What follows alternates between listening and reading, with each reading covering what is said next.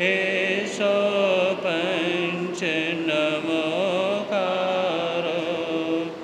एषो पंच नमोकारो सवे पावे पनासनो मंगलानं च संवेसिं परममेह वै मंगलानं च संवेसिं परममेह वै मंगलम्।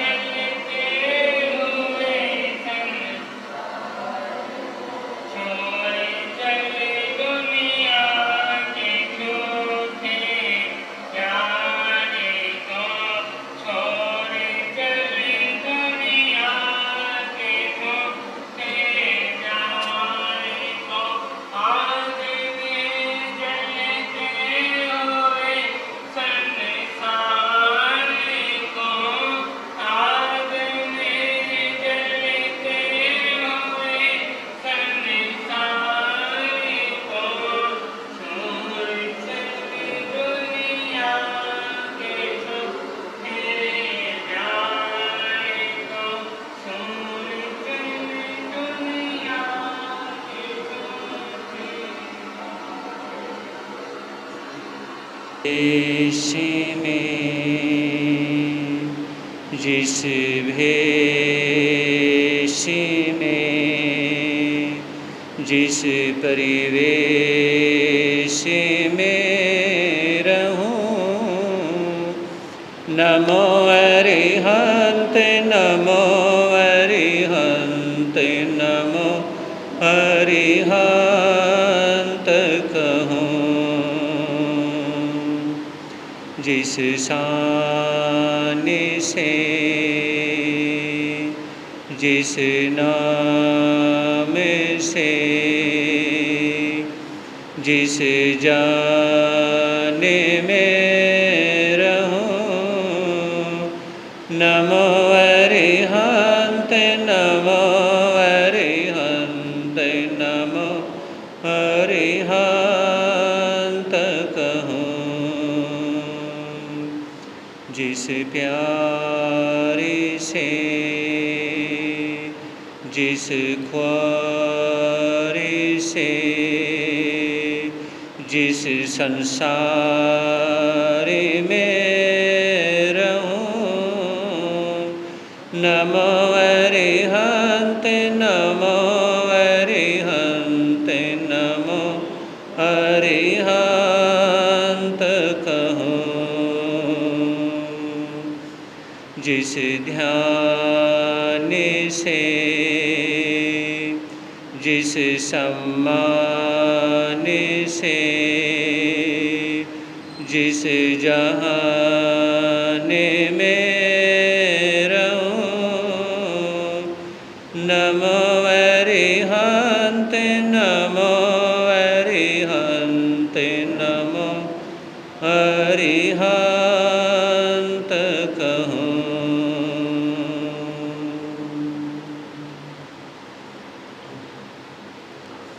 है समय नदी की धार के जिसमें सब बह जाया करते हैं।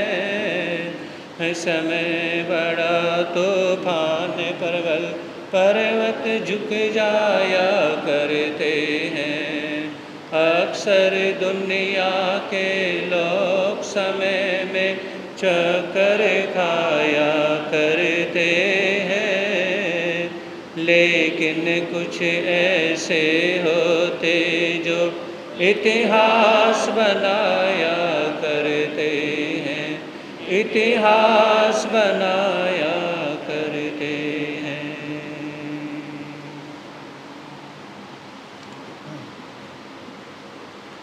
चरण तीर्थंकर श्रवण भगवान महावीर स्वामी के चरणों में कोटि से वंदन अभिवंदन। पूज्य गुरुदेव के पावन चरणों में असीम आस्था के साथ कोटि से वंदन अभिवंदन। धर्म प्रेमी बंधुओं, आज आपके समक्ष तनाव मुक्त कैसे बने, ये सभी के लिए मेरा टॉपिक रहेगा। छोटे बच्चों के लिए भी, जिनकी मेमोरी बहुत ज़्यादा वीक है, बड़ों के लिए भी, यंग जनरेशन, हर किसी के लिए।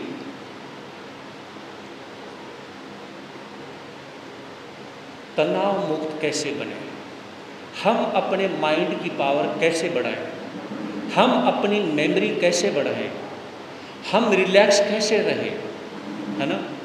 तो ये चीज़ें आपके समक्ष याद रखें।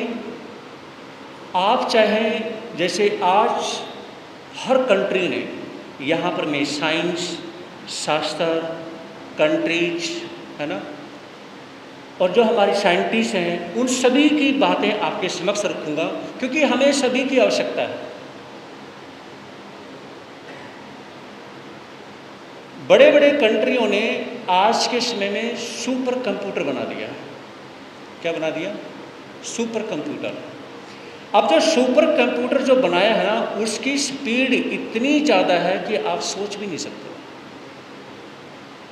जैसे आप लैपटॉप, कंप्यूटर जब खरीद के लेके आते हैं ना, तो उसमें उसकी कई चीज़ें जो देखते हैं, मेमोरी आदि देखते हैं, प्रोसेसर देखते हैं, और आप उसकी यानी कि रैम देखते हैं। तो बड़ी बड़ी कंपनियों ने जो सुपर कंप्यूटर जो निकाला है ना, वो बहुत ज़्यादा फास्ट निकाला है। लेकिन वो सुपर कंप्यूटर भी बनाया किसने है? इंसान ने ही बनाया है ना। तो अगर इंसान अपने ब्रेन के अंदर जो हर रोज डालता है बहुत सारी बातें, वो रिसेट करना, जिस तरह से कंप्यूटर से जो चीज़ की आवश्यकता नहीं है तो उसको हम क्या कर देते हैं? डिलीट कर देते हैं, रिसेट कर देते हैं, और अपनी आइडिया सब कुछ क्या है, रिलैक्स यानी कि उसको साफ कर लेते हैं। तो उस तरह से दो चीज़ें हैं, आपकी ये बॉडी और आपकी बॉडी में आपका माइंड। तो बॉडी अगर रिलैक्स हो जाए और माइंड अगर फ्रेश हो जाए, माइंड अगर फ्रेश कहो, रिफ्रेश कहो या रिसेट कहो, माइंड अगर रिसेट हो जाए, जैसे कंप्यूटर को पहले क्या करते हैं? रिफ्रेश। तो अगर उसी तरह से माइंड को भी हम रिफ्रेश करना शुरू कर दें, माइंड को भी हम रिसेट करना शुरू कर दें, और बॉडी को रिलैक्स करना शुरू कर दें, फिर कोई टेंशन नहीं। No tension, no problem. हम बॉडी को कभी रिलैक्स करते ही नहीं। आगे की तरफ ध्यान रखें। ये माताएं बहनें, जिसने जहाँ बैठना होगा बैठ जाएंगे, खड़ा होना होगा तो खड़े हो जाएंगे, है ना। आप आगे ध्यान रखें, याद रखें, धर्म स्थान में ना बोलें। एक बात कहूँगा, धर्म स्थान में सबसे ज़्यादा बोलने की वो कोशिश करते हैं जो अंदर से अपने से टूटे हुए हैं। जो खुद से नहीं जुड़े हुए। मैंने एक रोज़ आपके समझ कहा था, जब 5 इंद्रियों के बारे में सुन रहे थे, अरे सबसे पहले किसी से नहीं, अपने से प्यार करो, अपने से दोस्ती करो, अकेले में बैठा करो, अपना नाम लिया करो। जैसे आपका नाम, मैं वैसे और कोई नाम नहीं लूँगा, पता नहीं कोई अपने ऊपर लेके बैठ जाएगा, है ना। आपका नाम महावीर है, आपका नाम राम है, आपका नाम कृष्ण है। और कृष्ण कैसे हो, क्या कर रहे हो आजकल? हाँ जी, ये अपने से बातें करो, क्या कर रहे हो? जब सोते हो तो उसमें आज सारा दिन कैसा रहा आपका? जो सारा दिन आपने जो काम किए हैं वो किसके लिए किए? परिवार के लिए, समाज के लिए, किसके लिए किए? उस कार्य के करने में भलाई कितनी है, बुराई कितनी है, उस कार्य के करने में कैसे क्या है ना। तो फिर उसमें ये सारी एक्टिविटी कौन करे?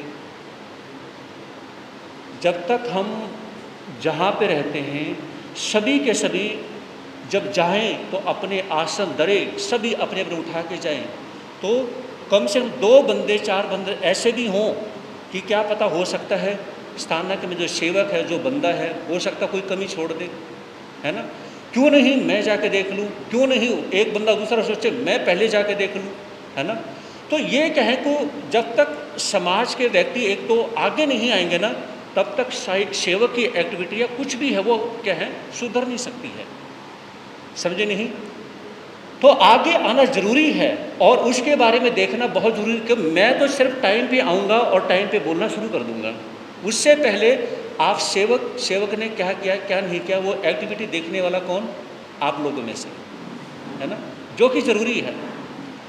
तो इसमें यह है कि सबसे पहले यानी कि बॉडी और माइंड आप क्या है, जुड़े हुए हैं, दोनों ही चीज़ें एक दूसरे से जुड़ी हुई हैं। ये विचार करने की ज़रूरत है कि अपने आप को आप रिलैक्स करें, अपने माइंड को आप रिफ्रेश करें, रीसेट करें। भगवान महावीर ने तो बहुत सारी चीज़ें दी हैं, गौर फरमाइएगा। मेरा 2-3 दिन जो मैटर चलेगा, जो पढ़ने वाली जो यंग जनरेशन है, बच्चे हैं, ये सभी के मतलब की बहुत गहरी बातें आपके समक्ष आएंगी। तो इसमें क्या है कि सबसे पहले ये विचार करें कि मुझे करना क्या है। भगवान महावीर ने, जैसे कि आप लोग अनुपूर्वी पढ़ते हैं, अनुपूर्वी कौन कौन पढ़ता है? अनुपूर्वी जो नवोकार मंत्र है उसमें क्या है, उसके 5 पद हैं। नमो अरिहंताणम, नमो सिद्धाणम, नमो आर्याणम, नमो उवैछायाणम, नमो लोय सव श्रवणम। अब 1 2 3 4 5 ये आगे पीछे उसमें लिखे हुए हैं। 1 के बाद 4 डाल दिया, नमो अरिहंताणम, नंबर 4 पे नमो उवैछायाणम, ताकि आपकी मेमोरी शार्प हो जाए, आपकी याददाश्त स्ट्रॉन्ग हो जाए। तो जो अनुपूर्वी है वो पढ़ा जाए, एक जगह आपका माइंड रहे, है ना। आज हम जो बच्चे हैं ना, बच्चे सबसे ज़्यादा क्या करते हैं, सबसे ज़्यादा स्विचिंग बहुत ज़्यादा करते हैं। एक साथ क्या करते हैं, कई काम करने की कोशिश करते हैं। और ये क्या है, जो यानी कि जो ओल्ड जनरेशन जो यहाँ पर बैठी हुई है, जो ये बड़ी एज की जो माताएं हैं, बहनें हैं, इनकी भी आदत खराब हो गई, है ना। बच्चों के साथ आपके लोगों की भी आदत ये खराब हुई। बच्चा टीवी देखता है और खाना खाता है, बच्चा टीवी देखता है और रीडिंग करता है, बुक्स पढ़ता है ना। उसमें आप लोग भी क्या करते हैं कि टीवी देखते हैं और खाना खाते हैं। इसमें आपके अंदर जो मिनरल्स हैं, जो विटामिन्स हैं, है ना, वो आपके अंदर खत्म हो जाएंगे, उनकी कमी आ जाएगी। क्योंकि एक आपका माइंड किस चीज़ पे है, टीवी पे, ना कि खाने में। आपका माइंड कहाँ पे है?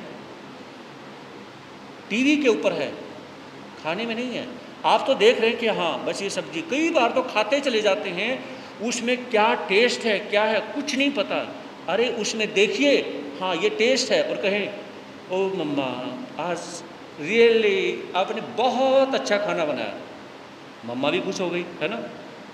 वाइफ को कहें जितना बढ़िया खाना बनाती हो ना, बस कसम परमात्मा की कोई नहीं बनाता, तो क्या होगा, उसका भी माइंड थोड़ा सेट होगा, अच्छा रहेगा, वो भी खुश रहेगी। मतलब ये कि आप जो कार्य कर रहे हैं उस कार्य के पीछे जिस इंसान का हाथ है, जिसकी सोच है, जिसकी हार्ड वर्किंग है, आपको तो लेना देना है ही नहीं।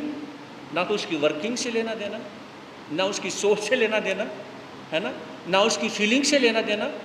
आपने फीलिंग्स भी नोट नहीं की, आपने उसकी वर्किंग भी नोट नहीं की, आपने नोट क्या किया ये बताइए? क्या नोट किया? कुछ नोट किया? कुछ भी तो नहीं।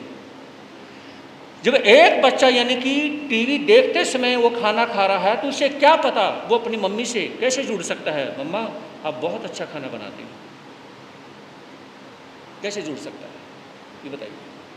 तो उसमें सबसे पहले क्या है, भगवान महावीर ये कहते हैं कि आप एक समय में एक कार्य करें, एक समय में एक कार्य करें। देखिए आपको बहुत सारी लैंग्वेज आती हैं, हिंदी आती है, इंग्लिश आती है, यूँ कहें पंजाबी आती है, आपको कई सारी आती हैं। एक साथ दो लिख सकते हो? नहीं लिख सकते ना। कितना भी शार्प माइंड हो, एक साथ दो लैंग्वेज नहीं लिख सकते हैं। तो एक समय में एक काम करें और उस काम के प्रति समर्पित हो जाएं कि मुझे ये कार्य करना है। जब एक समय में एक कार्य करेंगे वो कार्य अच्छा होगा और आपको ये एहसास होगा कि इस कार्य को मैं और भी अच्छे ढंग से कर सकता था, है ना। ये सोच कब आएगी? जब आप एक समय में एक ही कार्य करेंगे। लेकिन एक समय में हमारी आदतें बन जाती है कि हम दो कार्य करते हैं। बहुत से कहते हैं कि महाराज जी मेरी तो कई घंटे की पूजा पाठ होती है। माताएं बहनें क्या कहती हैं? कई घंटे की पूजा पाठ करती हैं। एक माता जी आई, मैंने कहा कि आप पूजा पाठ करते हैं? महाराज जी 6-7 घंटे की तो हो ही जाती होगी। मेरे दिमाग में खुजली होगी, कमाल की बात है, 6-7 घंटे की पूजा पाठ, वो भी घर में, यानी कि वो भी एक माता बहन एक लेडीज होते हुए 6-7 घंटे की। ओ महाराज जी सामने टीवी के ऊपर भजन चला लेती हूँ, है ना, सुनती रहती हूँ। भजन खत्म हो जाए, कुछ भी हो जाए तो फ़ोन को रख देती हूँ, ईयरबड्स लगाए और सुनती रहती हूँ। बढ़िया है, बी बेस्ट। मतलब यानी कि आप कहें कि ईयरबड्स लगा करके आपको पता नहीं, क्योंकि कुछ संभालना तो पड़ेगा नहीं, और फ़ोन को पटका एक साइड में और काम करते रहो। से उस परमात्मा को, उसकी पूजा पाठ को और खुद के माइंड को और अपनी बॉडी को धोखा देने वाली बात है। ये क्या है? धोखा देने वाली बात है। आप अपने माइंड को धोखा दे रहे हो, आपको पता है। और सवेरे आप बच्चों को धोखा देते हो और खुद को धोखा देते हो। कैसे? 5 मिनट आप अपनी घड़ी को बोलोगे नहीं, आगे करते हैं, 10 मिनट आगे करते हैं। आपको तो पता है ना, आपके बच्चे को भी पता है मम्मी ने चीटिंग कर रखी है क्या, 10 मिनट घड़ी आगे कर रखी है ना, 10 मिनट आगे कर रखी है। और जब मम्मी कहती है टाइम इतना हो गया तो पता नहीं क्या करे, और बच्चा मामा मुझे पता है 10 मिनट आपने घड़ी आगे कर रखी है। और कई बार वो घड़ी पीछे होना तो भी क्या होता है, बच्चे के दिमाग में वही जाएगी कि मम्मी की आदत है कि 10 मिनट घड़ी आगे करेगी। यानी कि अगर घड़ी को एग्जिट सही कर दें, बिल्कुल सही टाइम करेंगे, तो बच्चों के मन में डाउट हमेशा रहेगा, मम्मी की तो आदत है कि घड़ी 10 मिनट आगे करेगी। तो मेरे कहने का मतलब यह है, अपने घर के अंदर कभी भी घड़ी आगे पीछे ना करें, कभी घड़ी आगे पीछे ना करें। याद रखें, अपने माइंड को फालतू की बातों से बिगाड़े ना। मेरा 2-3 जिसके भी घर में बच्चे हो ना, अपने बच्चों को लेके आए। मैं मेरे 2-3 दिन ऐसे रहेंगे जो आपके माइंड, आपकी मेमोरी, आपकी बॉडी, उनके ऊपर विशेष प्रकार की बातें रहेंगी। तो सबसे पहले क्या है, अपने साथ धोखा ना करें। अरे एक बात बताओ, आज के समय में हर इंसान हर किसी के साथ धोखा करता है, और जब बुरा तो तब लगता है, मुझे महसूस तब होता है एक इंसान अपने साथ ही धोखा कर रहा है ना। अपने साथ ही धोखा कर रहे हो, क्यों कर रहे हो ये बताइए, क्यों धोखा कर रहे हो? कम से कम अपने साथ तो ना करें, अपने बच्चे के साथ तो धोखा ना करें कि आप 10 मिनट उस घड़ी को आगे ना करें। बच्चे को कहें बेटा टाइम हो चुका है। अब बात आती है शाम को आप जब भी सोते हैं तो आप अपने फ़ोन में, आप अपने अलार्म में यानी कि घड़ी में अलार्म भरते हैं, मुझे 5 बजे उठना है, मुझे 6 बजे उठना है। उसमें जब आप अलार्म भर के सोते हैं तो सवेरे जब अलार्म बजता है, चाहे वो घड़ी में बजे चाहे वो फ़ोन में बजे, तो आप देखते हैं ओह 5 बज गए, है ना, ज़रा सा मुंह बनाएंगे, है ना, और उसमें क्या है, बच्चे मम्मी को बोलेंगे ओ मम्मा बस 10 मिनट। याद रखें वो 10 मिनट करते करते आप 1 घंटे की नींद निकाल देते हैं, है ना। एक बात कहूँ, सबसे खतरनाक चीज़ क्या है, जो आपने 5 बजे का अलार्म भरा है ना और आप 6 बजे सो के उठे हैं, है ना, आपको खुशी मिल गई ना। हाँ बेटा, खुशी मिल गई ना, मतलब सभी के लिए है, ओवरऑल आपको खुशी मिल गई। लेकिन वो 1 घंटे की नींद आपका करियर बर्बाद करने के लिए काफ़ी है। 1 घंटे की नींद आपका करियर खराब करने के लिए, बर्बाद करने के लिए काफ़ी है। क्यों? क्योंकि एक जो आपने 15-15 मिनट जो है, तो आप अपने माइंड से डिस्टर्ब होते चले जाएंगे, आप माइंड से अपसेट होते चले जाएंगे, आप माइंड से कंफ्यूज 4 फोल्ड 5 फोल्ड होते चले जाएंगे। मतलब इतने फोल्ड होते चले जाएंगे कि आप क्या हैं, क्या होगा कि आपको एहसास ही नहीं रहेगा, आप खुद के दुश्मन बनते चले जाएंगे। फिर आप किसी को भी डिसिप्लिन रखना तो बहुत दूर, आप खुद डिसिप्लिन में रह नहीं पाएंगे। आप डिसिप्लिन में किसी को रख नहीं सकते, बल्कि आपको बहुत बुरा लगेगा, हे भगवान, इस डिक्शनरी में से, ऑक्सफोर्ड की जो डिक्शनरी है, उस डिक्शनरी में से ये वर्ड निकाल देना चाहिए। अंडरस्टैंडिंग, कॉम्प्रोमाइज, ये निकाल देना चाहिए। मुझे ये वर्ड सबसे गंदे लगते हैं, है ना, मुझे ये वर्ड सबसे गंदे लगते हैं। किसको लगते हैं? जो इंसान शाम को अलार्म भर के यानी कि सोता है और फिर सवेरे 5 मिनट 10 मिनट 5 मिनट 10 मिनट, वो नींद आपके नेचर को, जो आपका नेचुरल नेचर है, उसको बर्बाद करने के लिए काफ़ी है। क्या समझें? फिर मान लीजिए आप, अब अगला मेरा पॉइंट है, किसी तरह से आधा घंटा 20 मिनट 1 घंटा आप लेट उठे, है ना, कोई बात नहीं, आप उठ गए। उठते ही सबसे पहले आप क्या करें, अपने बिस्तर को गोल करें, अपने बिस्तर को सही करें। जो आपने फ़ोन या फ़ोन का चार्जर या और बहुत सारी चीज़ें जो रात में जो बिखेर दी थी, क्योंकि रात में आप चल के आए थे और रात में पढ़ के सो गए, तो सवेरे उठते ही वो सारी चीज़ों को सेट करें, बिस्तर को सेट करें। याद रखें, मिलिट्री के जवानों को सबसे पहले क्या सिखाया जाता है? यहाँ पे रूल्स आपके सामने आएंगे। जो हमारी मिलिट्री है, जितने कड़े से कड़े रूल हमारी मिलिट्री के हैं,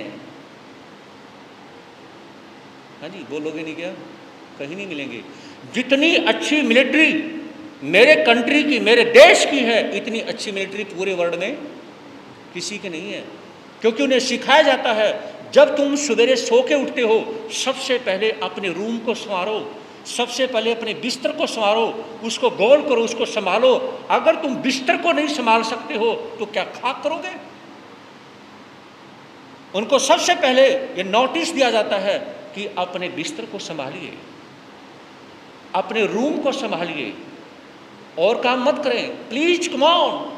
यहीं पर ब्रेक लीजिए और ब्रेक लेकर के आप अपने बिस्तर को देखें, अपने रूम को देखें। रात को आपने क्या क्या चीज़ फेंकी हैं, क्या क्या चीज़ बिखेर दी हैं, आपने क्या डिसिप्लिन को ख़त्म करते हुए आपने क्या अपने रूम का नक्शा बिगाड़ दिया।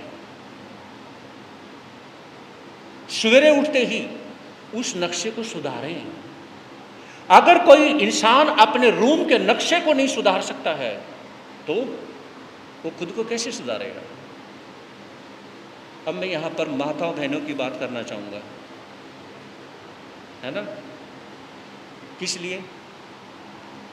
जब भी घर में जाते हैं तो रसोई से पता चल जाता है कि कौन माता बहन कितनी डिसिप्लिन रखने वाली है। क्या समझे? एक आपकी किचन, वैसे मुझे ये किचन वर्ड बहुत गंदा लगता है, क्यों गंदा लगता है? जब से हमारे कंट्री के लोगों ने किचन बोलना शुरू कर दिया ना, तब से इनके दिमाग में किच किच किच किच किच कुछ ज़्यादा ही हो गई है। इसलिए किचन मत बोला करो, रसोई घर बोला करो। रसोई का मतलब क्या हुआ? यानी कि जिस रसोई में अन्नपूर्णा देवी का निवास स्थान है। अन्नपूर्णा देवी किसको कहते हैं? जो रसोई में अपना हक जमाती है। तो उस अन्नपूर्णा देवी का मंदिर है वो रसोई घर, वो किचन नहीं है, वो किच किच नहीं है। अब खाना खाने के बाद में हस्बैंड क्या है, अपनी वाइफ से, बच्चे अपनी मम्मी से किच किच ही करते हैं। कभी कोई घर में कोई खुश होता है? होता कोई खुश? कोई नहीं होता ना। किच किच क्यों करते हैं? क्योंकि किचन किचन किचन बोलते हैं। तो ये विचार करने की जरूरत है कि जब भी साधु साध्वी घर पे जाते हैं, ये देखने की जरूरत नहीं इस घर की माता बहन जो रसोई को संभालती है, यानी कि वो कैसे नेचर की है, उसकी रसोई देख लो, सारा समझ में आ जाएगा कि वो कैसी है कैसी नहीं है। समझे मेरी बात को? तो रसोई जो है ना, ऐसी चिट्टी होनी चाहिए, जब साधु साध्वी आपके घर पे आए, वो सड़ी नहीं, कहीं आटा गिरा है, कहीं सब्जी गिरी है, कहीं कुछ गिरा है, कहीं कुछ गिरा है। आपकी रसोई ऐसी हो कि जैसे यहाँ खाना बना ही नहीं। हमारा पिछला चतुर्मास 2021 का दिल्ली में था। तो एक घर में बार बार आहार के लिए जब जाना होता, मैंने कहा कि आप आहार पानी खाना कहाँ बनाते हो? कहा कि महाराज जी इसी रसोई में बनाते हो। आपको आश्चर्य होगा, कोई ये नहीं कह सकता कि इस रसोई में खाना बनता है। मैंने कहा जी यहाँ तो खाना बनता ही नहीं, हो ही नहीं सकता। कहा कि महाराज जी कैसे? इसमें यहाँ पे कोई चींटी नहीं, मकोड़ा नहीं, कोई जरा सा भी गिरा होनी, ऐसा सिस्टम से सारी चीज़ें, चम्मच प्लेट सब ऐसे यानी कि सेट हैं। इसका मतलब यानी कि खाना बनता ही नहीं, ऐसा लगता है। महाराज जी यहाँ पर खाना तो यही बनता है, लेकिन हम हर चीज़ करके रखते हैं। समझे नहीं?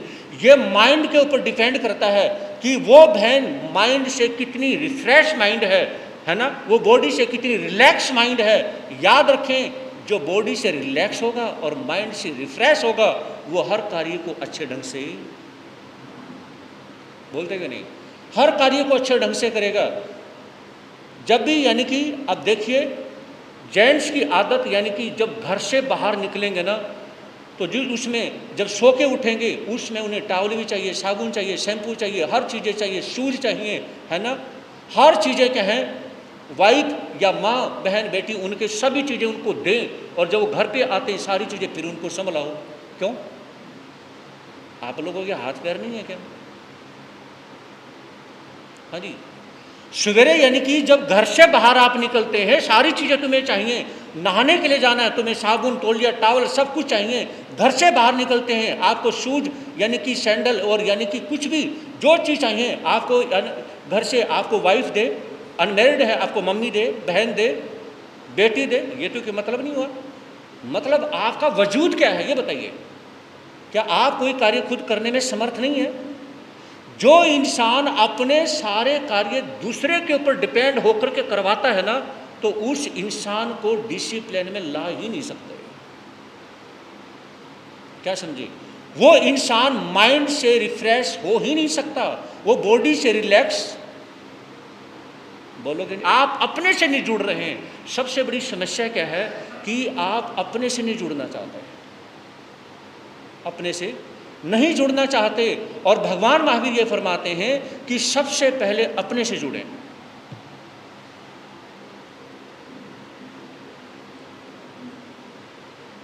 लेकिन हम अपने से ही टूटे हुए हैं। अब मैं कहना चाहूँगा जो स्टूडेंट्स बैठे हुए हैं इधर या इधर, स्टूडेंट्स, जब भी आप पढ़ते हैं तो आपके रूम के अंदर कम से कम चीज़ें हों। टेडी बियर, सुन रहे मेरी बात? जो भी बच्चे हैं, क्या आप अपने बच्चों को बता सकते हैं, पढ़ने वाले बच्चे के रूम के अंदर जो टेडी बियर होते हैं, है ना, ये भालू मत रखा करो। किसी भी प्रकार की कोई भी चीज़ सामान एक पढ़ने वाले बच्चे के रूम के अंदर नहीं होना चाहिए। क्या होना चाहिए? सिर्फ जो उसको बुक्स पढ़नी है, खाली रूम हो, उस रूम के अंदर या तो क्या हो, गॉड की फ़ोटो हो या किसी संत को की फ़ोटो हो, वो चल सकती है।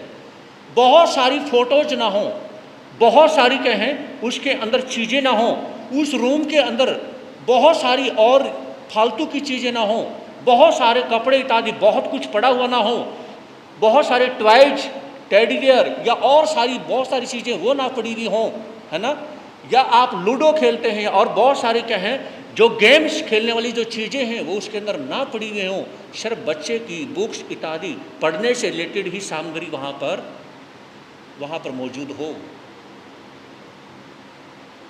जिस रूम में सोते हैं उस रूम के अंदर वो चीज़ें रखें जो जितनी सी आपको ज़रूरत है, फालतू की चीज़ें आप वहाँ पे ना रखें।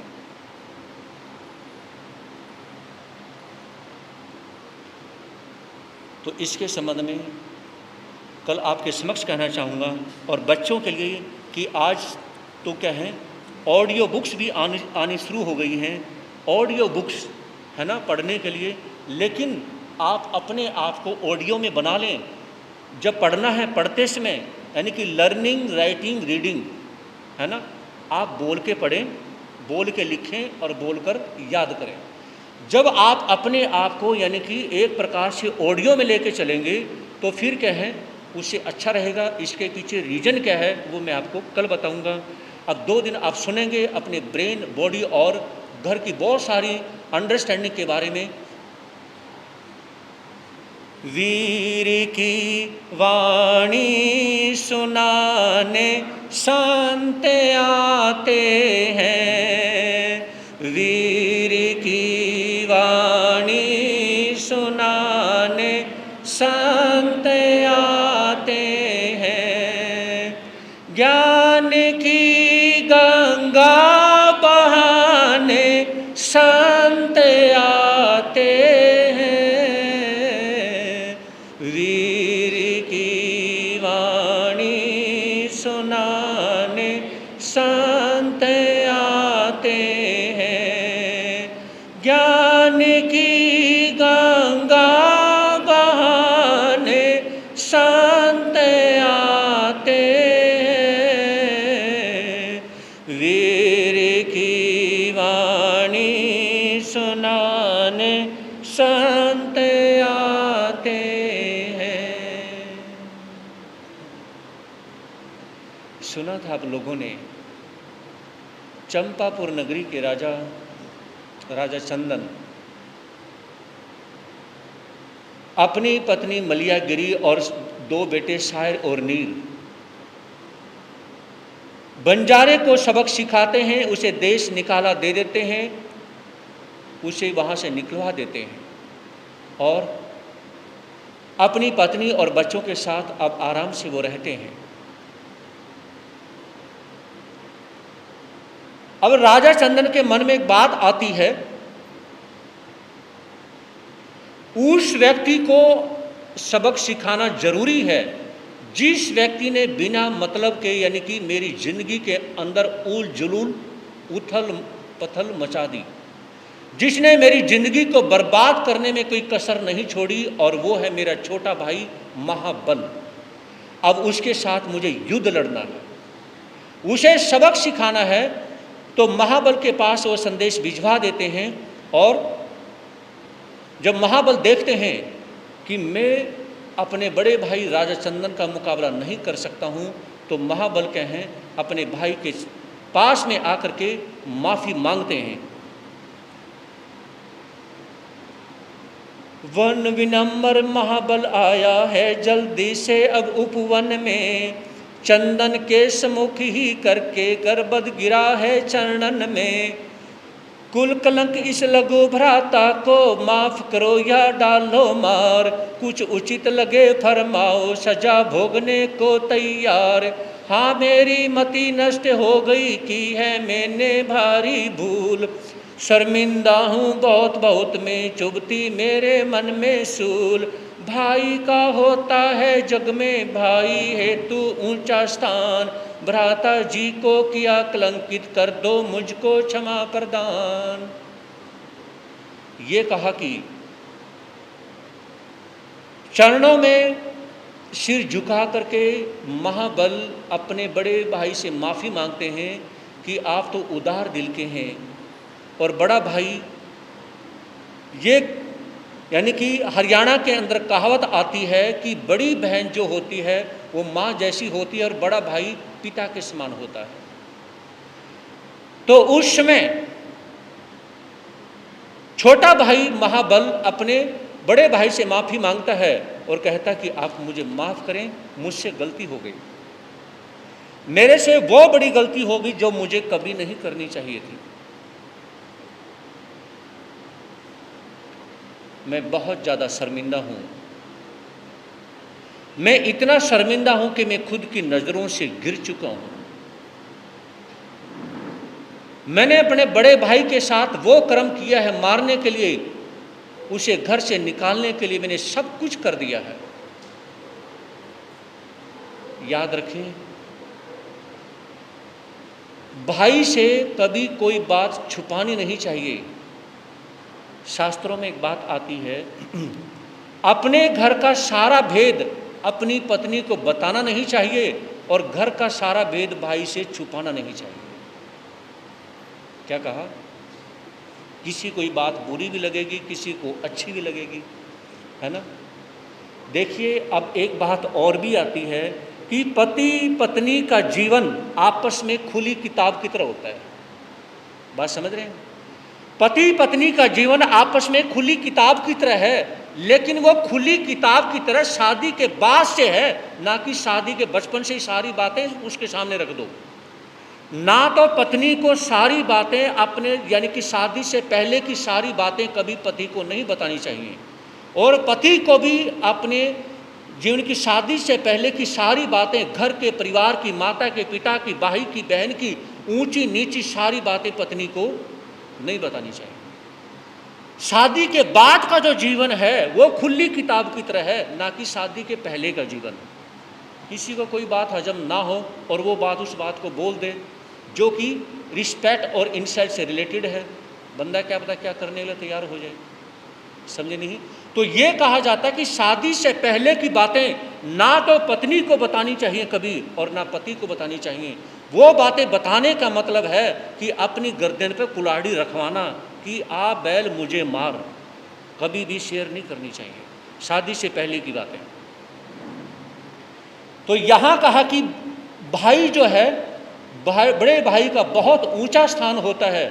और आप लोगों ने रामायण देखी होगी, है ना। रामायण के अंदर रावण जो है कैसा भी बुरा इंसान था, कुछ भी था, फिर भी मेघनाथ ने भी उसका साथ दिया, है ना। और मेघनाथ ने भी और कुंभकर्ण ने भी, जो भाई थे, उन्होंने उनका साथ दिया, लेकिन विभीषण उनसे क्या है, दूर हो गया। जिस समय विभीषण राम के पास में जा मिला था तो उसमें कुंभकर्ण ने एक बात कही।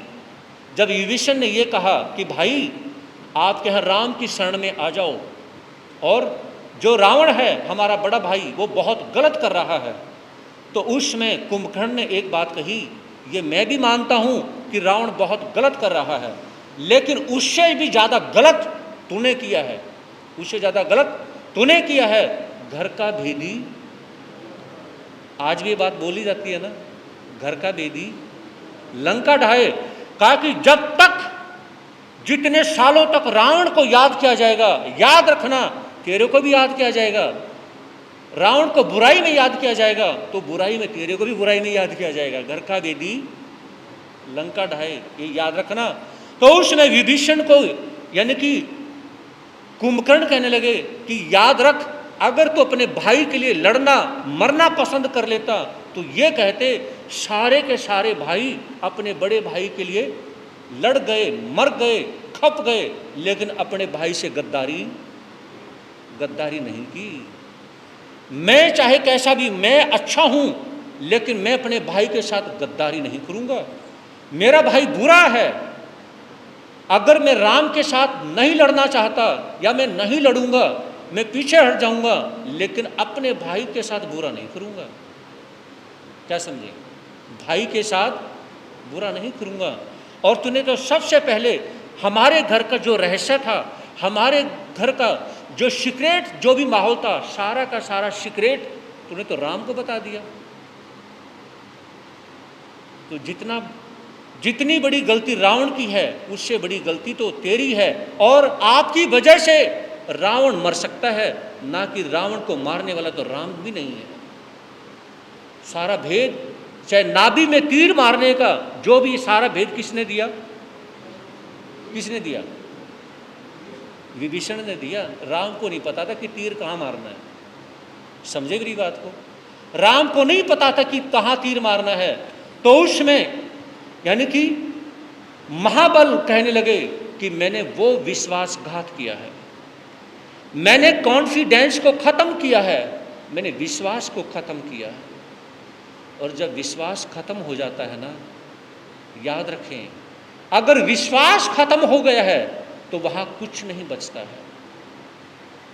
अगर अभी भी विश्वास है, भले ही लड़ाई हो जाए, झगड़ा हो जाए, कुछ भी हो जाए, अगर विश्वास है तो वो फिर दोनों भाई या घर के जो बंदे हैं एक थाली में रोटी खा सकते हैं। अगर विश्वास खत्म हो जाए तो दोनों घरों के बीच में दीवार खड़ी कर दी जाती है। बड़े बड़प्पन नहीं छोड़ते, बड़े रहेंगे आप सदा, छोटे कब कर सकते हैं पर अपराधों को माफ सदा। माफी देने वालों का दिल होता ही है सदा उदार, मानवता के प्रति रहते हैं ऊंचे सुलझे हुए विचार। वे यदि ऐसे अदमों से बदला लेने की ठानेंगे तो फिर उनको बड़े आदमी कौन कहेंगे मानेंगे। कहा कि जो बड़े होते हैं ना, जिनके अंदर बड़पना होता है, बड़े व्यक्ति काम खुद करेंगे और उस काम का श्रेय किसी दूसरे को देंगे। क्या समझे? काम तो खुद करेंगे और उसका श्रेय किसको देंगे? दूसरे को देंगे। ये काम मैंने नहीं किया, ये काम उसने किया है। फिर किसी और का नाम लेंगे, इसने ये काम किया है, और खुद अपने आप को पीछे हटा लेंगे। ये सबसे बड़ी बात होती है। याद रखें, आपने जो काम किया है ना और उसका श्रेय आपने दूसरे को दे दिया है, तो उसमें आपका पुण्य बन गया है ना। जैसे जो गुप्त दान देते हैं ना, दान आपने दिया लेकिन गुप्त दान दे दिया, तो उसका दान, उसका पुण्य लाख गुना हो जाता है। तो जो बड़े व्यक्ति होते हैं, एक तो वो अपने काम करने के बावजूद भी श्रेय नहीं लेते, और कहा कि श्रेय भी दूसरे को देंगे, और सामने वाले से गलती हो जाए तो उसे माफ भी कर देंगे और अपने दिल से उस बात को निकाल भी देंगे। और मानवता के लिए वो क्या है? सुलझे हुए विचारों के होते हैं कि जो चीज़ हो गई, जो हो गया तो हो गया, आगे की सुधि लेनी है, बीती ताहे बिसार दे, आगे की सुधि ले। बीती हुई घटना को छोड़िए, अगर बीती हुई घटना को याद रखा जाता है तो उसमें क्या है? हम आगे नहीं बढ़ सकते हैं। पिता तुल्य माना जाता है भ्राता श्रेष्ठ ज्येष्ठ कुल में, उन्मत्ता आती है उनमें उत्तम कुल में जो जन्मे। सोचो जो कुछ हुआ हो गया, भुला दीजिए गत इतिहास, पुनरावृत्ति अगर होगी तो होगा अपना ही उपहास। पाप कमाने वाला चाहे खुश हो लेता थोड़ी देर, किंतु प्रकृति नहीं बकसती होती देर नहीं अंधेर। ये कहते हैं ना कि भगवान के दरबार में देर है, अंधेर नहीं है।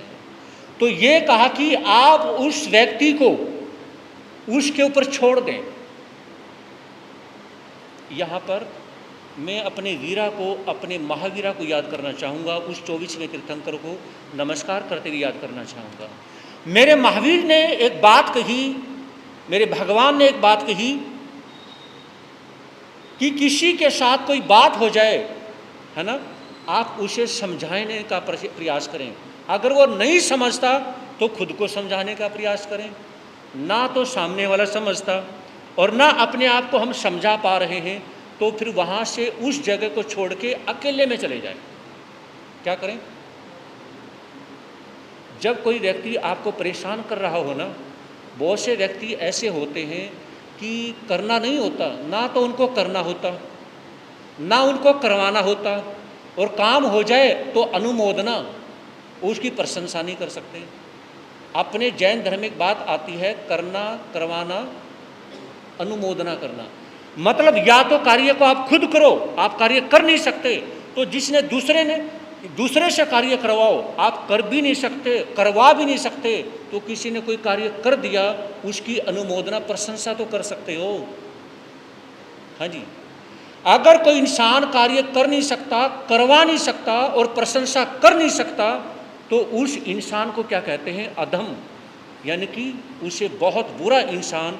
जो शास्त्रों में या पंचतंत्र ग्रंथ में जो बात आती है, मैं वो आपके समक्ष नहीं रखूँगा। बहुत बुरा इंसान उसको कहा जाता है, करना भी नहीं, किसी से करवाना भी नहीं और प्रशंसा करनी नहीं। तो यहाँ पे ये कहा कि इतिहास के अंदर पुनरावृत्ति करने की कोशिश ना करें, आप उसको छोड़ने। सुना था आप लोगों ने कि राजा चंदन चढ़ाई कर देते हैं महाबल के ऊपर, और महाबल क्या है, जब राजा चंदन की शक्ति को देखते हैं तो उसमें माफ़ी मांगते हैं, चरणों में गिर जाते हैं। तो राजा चंदन अपने परिवार सहित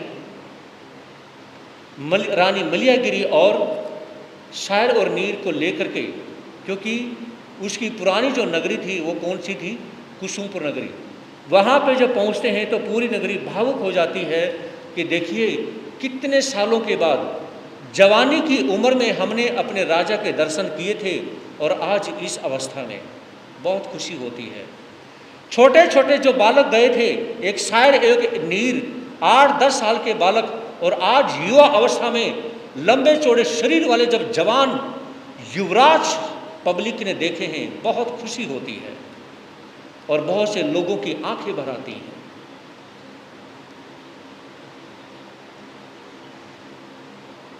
तो उसमें जनता को भी बहुत बुरा लगता है कि महाबल ने, छोटे भाई ने अपने बड़े भाई के साथ बहुत बुरा किया। लेकिन जब उन्हें यह पता चला कि बड़े भाई राजा चंदन ने अपने छोटे भाई को माफ कर दिया, है ना, तो पब्लिक ने विचार किया, ये भी सिर्फ राजा चंदन ही कर सकते थे। अगर महाबल बड़े होते तो वो माफ नहीं करते, ये माफी भी सिर्फ राजा चंदन ही दे सकते हैं। इतना बड़ा दुख मिलने के बावजूद भी अपने छोटे भाई को माफ कर दिया। जननी और जन्मभूमि की बड़ी अलौकिक है महिमा, जननी और जन्मभूमि की बड़ी अलौकिक है गरिमा। चंदन का मन जन्मभूमि में आकर अतीव हर्षित हुआ, चंदन के आने से पुर का जन जन अतीव गर्वित हुआ। स्वामी आए उमड़ पड़ा है पूर्ण नगर, कर रहे थे अंतर मन से सबके सब उनका आदर। सजी सवारी निर्चंदन की महाबल को लेकर साथ, जनता खड़ी खड़ी सड़कों पर जोड़ रही है अपने हाथ। जननी और जन्मभूमि स्वर्ग से भी प्यारी होती है। क्या? जननी यानी जन्म देने वाली माँ, और जन्मभूमि ये स्वर्ग से भी प्यारी होती हैं। ये कहा जाता है जो अपनी जननी और जन्मभूमि से प्यार करता है तो बहुत बहुत अच्छा इंसान है। भगवान महावीर फरमाते हैं कि साधु संत को अपनी जननी और जन्मभूमि से दूर रहना चाहिए, जननी और जन्मभूमि से दूर रहना चाहिए। किस लिए? कहीं वो राग के मोह में ना बह जाए, कहीं वो प्यार के बंधन में बह ना जाए, है ना, कहीं वो स्लिप ना हो जाए। कहीं वो सबसे ज़्यादा किसकी वजह से स्लिप होते हैं? माँ और, पता नहीं आप लोग साथ नहीं देते मेरा, 1 महीना हो चुका यहाँ पे आते हुए भी, है ना, पता नहीं समझ नहीं आता कब आप लोग थोड़े से एक्टिव हो गए। माँ और बहन, ये 2 ऐसे प्राणी होते हैं जिनका मतलब इंसान का इनसे बहुत ज़्यादा स्नेह होता है, रिलेशन में माँ और बहन से बहुत ज़्यादा प्यार होता है। लेकिन कहा कि जननी और जन्म भूमि स्वर्ग से भी प्यारी होती है। स्वर्ग भी इतना प्यारा नहीं होता जितना प्यारी जननी और जन्मभूमि होती है, इनसे बहुत प्यार होता है। तो कहा कि जैसे ही राजा चंदन अपने साथ में रथ में मलयागिरी को भी साथ में लेते हैं, अपने दोनों बेटे शायर और नीर और साथ में अपने छोटे भाई महाबल को भी जब साथ में लेते हैं और उनकी सवारी निकलती है, तो इस सवारी को जब देखते हैं तो हजारों हजारों लोग खुशी के आंसू बहा देते हैं कि ये नज़ारा कितना अच्छा है, हमारे पिता के समान जो राजा हैं वो हमें संभालने के लिए आ गए हैं।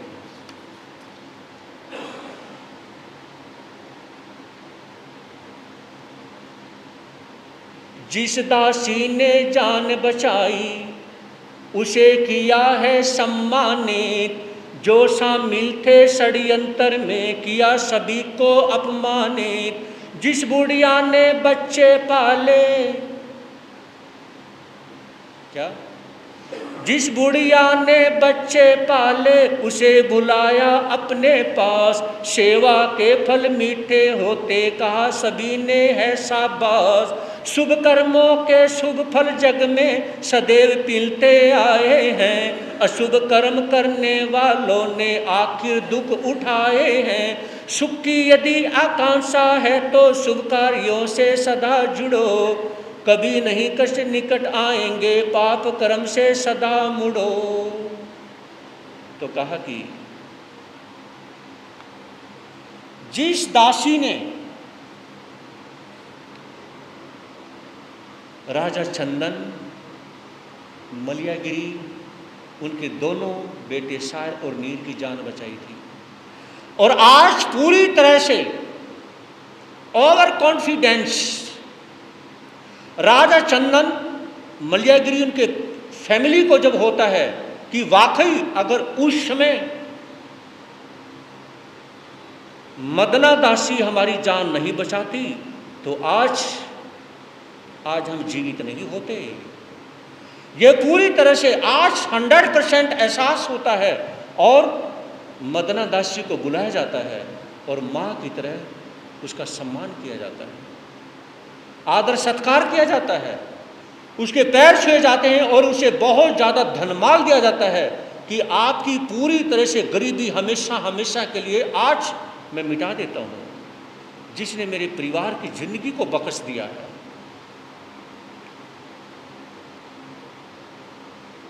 तो उसे सबके सामने, हजारों हजारों लोगों के सामने जब मदना दासी को सम्मानित राजा करते हैं तो बहुत सारे लोग देखते हैं, देखिए एक दासी के प्रति कितना स्नेह है, कितना प्यार है। उसके बाद उस बुढ़िया माता को बुलाया जाता है जिसने शायर और नीर को छोटे छोटे बच्चे से उन्होंने पाल पोस करके बड़ा कर दिया, पाल पोस करके जब बड़ा किया, और आज जो इस मुकाम पे ये दोनों जवान बेटे जो मेरे साथ में हैं वो इस बुढ़िया माता की तरह हैं। राजा चंदन कहने लगे, माँ आप इन बच्चों को आपने जो माँ की तरह आपने पाला है, आप मेरी भी माँ के समान हैं, आप बुजुर्ग हैं। उसको सम्मानित किया जाता है और उसकी सेवा के लिए नौकर चाकर लगाए जाते हैं। आपको अपनी सेवा की करवाने की कोई ज़रूरत नहीं है, बस आप अब हमसे दूर नहीं हैं। ये कहा जाता है शुभ कर्म जब उदय में आते हैं ना, तो कई बार खुशी के मारे इतना रोना आ जाता है, इतना रोना आ जाता है कि बहुत ज़्यादा रोना आ जाता है। जहाँ पर एक उम्मीद ना हो कि यहाँ पर मैं वहाँ जाऊँ तो वहाँ पर जाकर के कोई मुझे मिलेगा, कहीं ऐसी जगह पर जहाँ पर आपका कोई साथ बराबर में बाजू में आकर के खड़ा हो जाए और आपके कंधे पे हाथ रख के कहे मैं आपके साथ हूँ, तो उसमें कई बार रोना आ जाता है। कि इसलिए रोना आ जाता है, खुशी के आंसू उसमें इतने जोर से निकलते हैं कि अगर वो इंसान चुप भी कराए ना साथ देने वाला, तो भी कई बार चुप नहीं हुआ जाता। क्यों? क्योंकि कई बार साथ देने वाले जब इंसान मिलते हैं ना, तो इसलिए कहा जाता है इंसान के रूप में कब परमात्मा मिल जाए कुछ नहीं कह सकते हैं। तो कहा कि अपनी तरफ से किसी से आकांक्षा, किसी से उम्मीद, किसी से कोई मतलब लेकर के ना चलें, अपनी जिंदगी को अपने बलबूते पे आगे बढ़ाएं, हेल्प लेके ना चलें। ये ना कहें प्लीज हेल्प मी, क्या वो जमाना नहीं है, अब वो जमाना बदल चुका है। प्लीज हेल्प मी ये किसी को ना बोलो, प्लीज यूज मी। आप जहाँ चाहोगे मैं आपके लिए यूज हो जाऊंगा, बस ये बात बोलो। देखो सामने वाले व्यक्ति को कि वो व्यक्ति आपके किस प्रकार से कहे, किस प्रकार से आपको यूज करता है, ये विचार करें। आप हेल्प किसी से ना मांगे, ये कहें मैं आपके लिए यूज होने के लिए तैयार हूँ। और उस व्यक्ति को जब कहेंगे वो आपको यूज करे, तो अपने आप को यूज होने दो, आपको नया अनुभव मिलेगा और आपको एहसास होगा जो व्यक्ति आपको यूज कर रहा है उसके यूज करने में कितनी अच्छाई है और कितनी बुराई है कि नहीं? बहुत बहुत गजब की बात। दो राज्यों का आधिपत्य था, चंदन मन नहीं फूला है, क्योंकि जंगलों में जो भोगे दुख अभी नहीं भूला है। दुख न देखने वाला जान सकेगा कि दुख कैसा है, सुख ही सुख में पलने वाले का परमेश्वर कैसा है। पूछा किसी महात्मा से है कौन महादुखियारा जी, जिसने कभी नहीं दुख देखा महादुखी वह प्यारा जी। क्योंकि जरा सा दुख आते ही घबरा कर मर जाएगा, मक्खन ताप निकट आते ही आप पिंगल गिर जाएगा।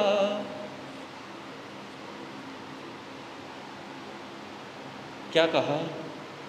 दो राज्यों का आधिपत्य राजा चंदन को मिल चुका है।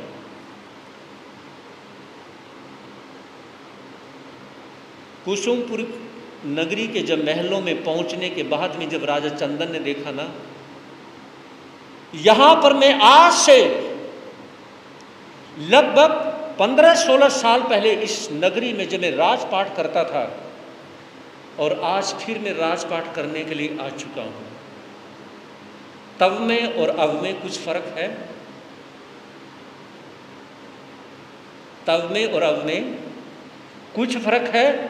राजा चंदन ने महसूस किया मेरे साथ इतनी ज़्यादा हैवी फीलिंग्स जुड़ चुकी हैं जिनका वेट इतना है कि अगर मैं धार्मिक नहीं होता तो वो फीलिंग्स मुझे दफना देती, वो फीलिंग्स मैं उठा नहीं सकता था। याद रखें, इंसान के कंधे ऐसे नहीं टूटते, ऐसे नहीं झुकते, ऐसे नहीं मुड़ते। ये जब कंधे मुड़ते हैं जल्दी से उम्र की वजह से नहीं, जिम्मेवारियों की वजह से ये कंधे टूट जाया करते हैं, मुड़ जाया करते हैं। एक व्यक्ति पास में आकर के बैठा तो उसने कहा, उसके ये दोनों कंधे हैं ना बिल्कुल नीचे की तरफ झुके हुए, ऐसे नीचे झुके हुए। तो एक दूसरे व्यक्ति ने पूछा कि आपके कंधे इतने नीचे क्यों झुके हुए हैं? उसने कहा कि इन कंधों से इतना वजन उठाया है कि ये कंधे बहुत ज़्यादा झुक गए हैं। टेलर भी जब शर्ट सीलता है ना, मेरी शर्ट हर कोई नहीं सील पाता। जो उस व्यक्ति ने कहा हर कोई, क्योंकि कंधे इतने ज़्यादा झुक गए हैं, यानी कि बैग उठा उठा करके, यानी कि परिवार का वजन उठा उठा करके। तो मेरे कहने का मतलब ये, जिम्मेवारी जो है वो पहाड़ से भी बड़ी होती है। पहाड़ इतना बड़ा नहीं होता जितनी बड़ी जिम्मेवारी होती है। और एक बात कहना चाहूँगा, चातुर्मास की जिम्मेवारी समझने वाले व्यक्ति एक आध बिरले ही होते हैं, समझे नहीं। समाज जो है चातुर्मास की जिम्मेवारी अगर कोई समाज समझ लेती है तो बहुत बड़ी बात है, बहुत बड़ी बात है। लेकिन ये कोई बिरले ही होते हैं, और समाज में एक आध व्यक्ति ही होता है जो इस समाज यानी कि जो चातुर्मास की जिम्मेवारी को समझता है। संसार के अंदर कहा कि चाहे कोई संत है, महात्मा है, कोई भी है, हर किसी की जिंदगी में दुख आते हैं, हर किसी की जिंदगी में दुख आते हैं। लेकिन सुसाइड कौन करता है? सुसाइड कौन करता है? जो दुख से घबरा जाता है, जो दुख में टूट जाता है ना। जो दुख आने के बाद में जो टूट जाता है वो सुसाइड कर लेता है। और बहुत से व्यक्ति ऐसे होते हैं जो अपने संसारों का सुसाइड करवा देते हैं। बहुत से व्यक्ति ऐसे होते हैं जो पाप की शरण में चले जाते हैं, अपने धर्म का सुसाइड करवा देते हैं, है ना, धर्म को छोड़ देते हैं। जो बहुत से व्यक्ति ऐसे होते हैं अपने मंदिर को छोड़ देते हैं, यानी कि उनका सुसाइड करवा देते हैं। अरे कमाल की बात है, आप अपने मंदिर को, आप अपने धर्म को, आप अपनी फीलिंग्स को, आप अपने पूजा पाठ को छोड़िए मत। लेकिन जरा सा दुख आने के बाद में जो सुसाइड कर लेते हैं वो बहुत ज़्यादा अपना दुख बढ़ा लेते हैं।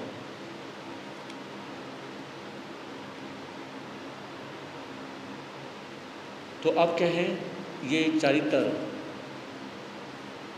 बस 1 या 2 दिन में ये पूरा हो जाएगा, और उसके बाद में चरित्र है, और उसमें क्या है, शास्त्रों की ऐसी बहुत सारी बातें आती हैं जो आपको फील होगा ये बात तो मेरे साथ जुड़ी हुई है, ये बात तो मेरे ऊपर अटैक करती है, ये बात तो मेरे को टारगेट लेके है। ऐसी हजारों बातें और शिक्षाप्रद कहानी, ऐसा सीरियल, बहुत बड़ा सीरियल क्या है वो आपके समक्ष आने वाला है, और वो है राजा हरिश्चंद्र चरित्र। जैसे ये पूरा होगा तो आपके समक्ष लगाने का मेरा भाव रहेगा। जो नहीं कर रहे उनको जोर ज़्यादा पड़ रहा है, जोर से जयकारे लगेंगे। तपस्या करने वालों को, और जिन्होंने तपस्या करनी है वो कहें 1-2 दिन में वो भी अपना नाम लिखवाएं।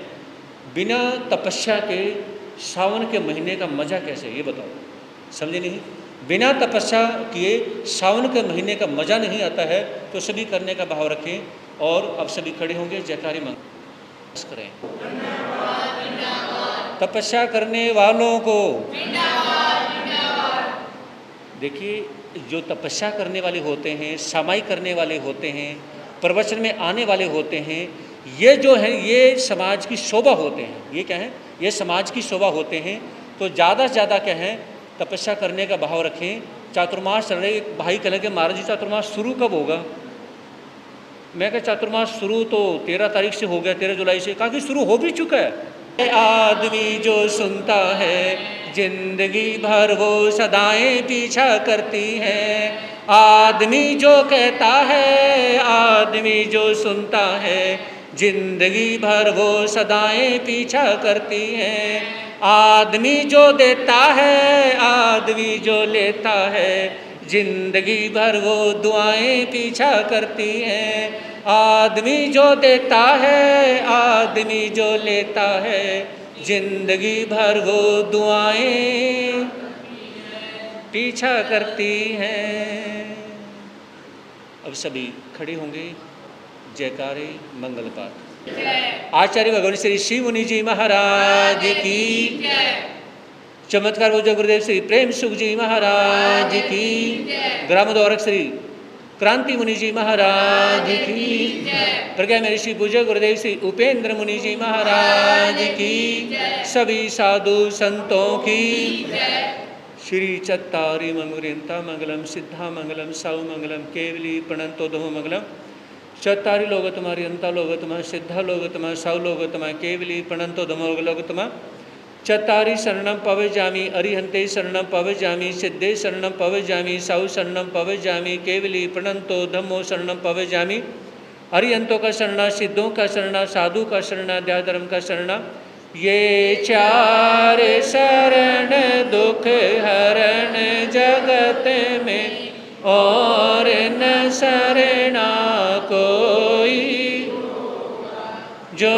भव प्राणी करे आचरण उसे,